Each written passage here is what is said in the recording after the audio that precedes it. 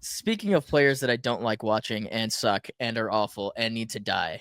No, that was harsh. Oh, They don't need to die. I'm kidding. It's funny that Malacia gets thrown into this for me because, like, I just don't even. Up. I feel awful for him. Unfair. It was Ten Hag's first signing. I think that's why. For like a year. He was Ten Hag's first signing. They just got to get rid of him. Yeah, no, I didn't know he existed for a while. Like, it was always like, is Malacia ever going to come back? Well, everyone thought he was the dead body that was found. That's what I meant by they need to die. Like, they were just, they happened to be dead. Remind me, Dylan, when we start talking about the lineups that you guys need to get rid of a striker. We do need to talk about that, but we'll talk about it after this. Let's clear up the fundraising. Yeah, let's clear up the part fundraising. Of I feel like this is pretty quick. I haven't heard much about Sancho.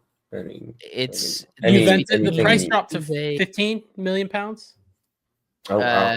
It's I think it's somewhere in that region, 15 to 20. Juve don't want to pay more.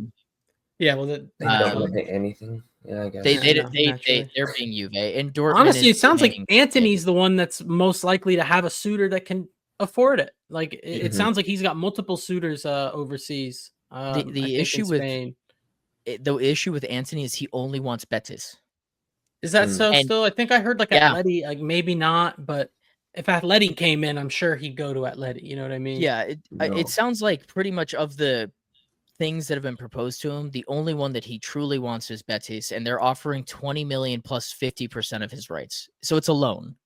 That's not a horrible because a lot of teams in Portugal have been doing that. That's what Porto did with Samu. Benfica tried it with João Felix. So I think that might be the new meta for the broke teams, because they'll pay you 20 million this summer and then they'll pay you 20 million next summer.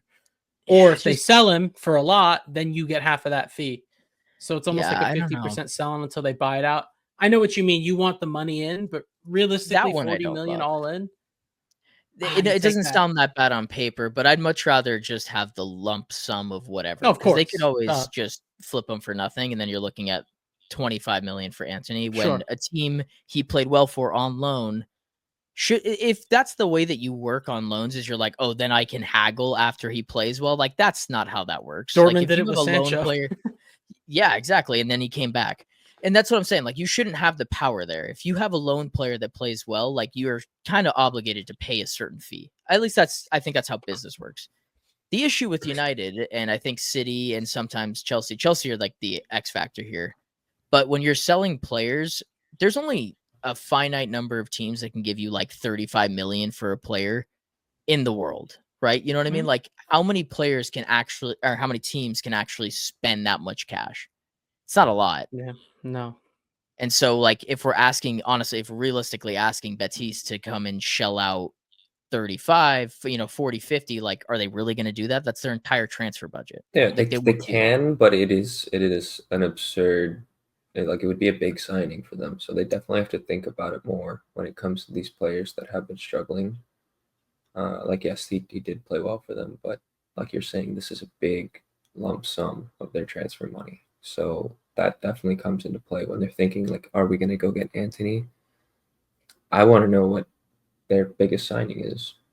I feel like that would be pretty good information. Yeah. I was going to say, I know that they brought someone in this summer for like 30. I think. Huh.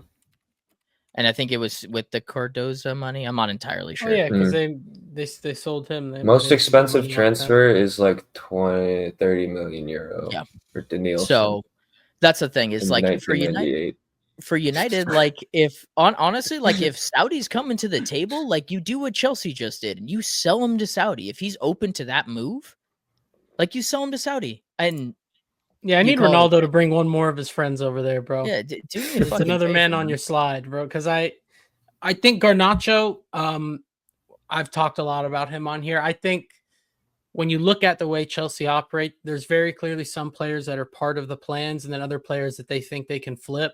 I think Garnacho's kind of what they see in that. I mean, we see a lot of like reports, oh, he's open to the move. He's open to the move. No shit, he's open to the move. But the report I saw was like they wouldn't be willing to pay more than 30 million pounds. And that leads me to believe they think he's an asset that can be flipped. Yeah. Again, you made some good points, Dylan. As bad as his reputation is right now, like, he still has a lot of experience in the league. I think I've argued in the past it's not good experience per se, but again, it's more than a lot of people at his age with the levels that he maybe has as a ceiling. But yeah, I think either us, maybe Villa. I don't know. Villa might not even be able to afford that type of move. I don't see him going for more than max 45 million pounds, just given the way the market looks to me, if he goes. So like it's just such an interesting situation because to your point again regarding negotiations, teams are going to try and take advantage of United. It's a tale as old as time. The new ownership's not going to let that happen. But at the same time, all we've been hearing is they need to sell some players. So the rock in a hard place in terms of the outgoings.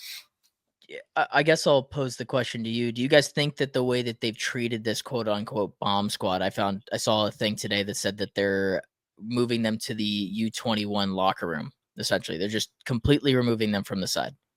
Do you think that's the right way of going about That's absolutely disgusting. How dare a club act like that? I think it's a disgrace. Bro, Chalobah was with our U21s a year ago. Chalobah, I think, was done way worse than these guys. Oh, for sure. Absolutely.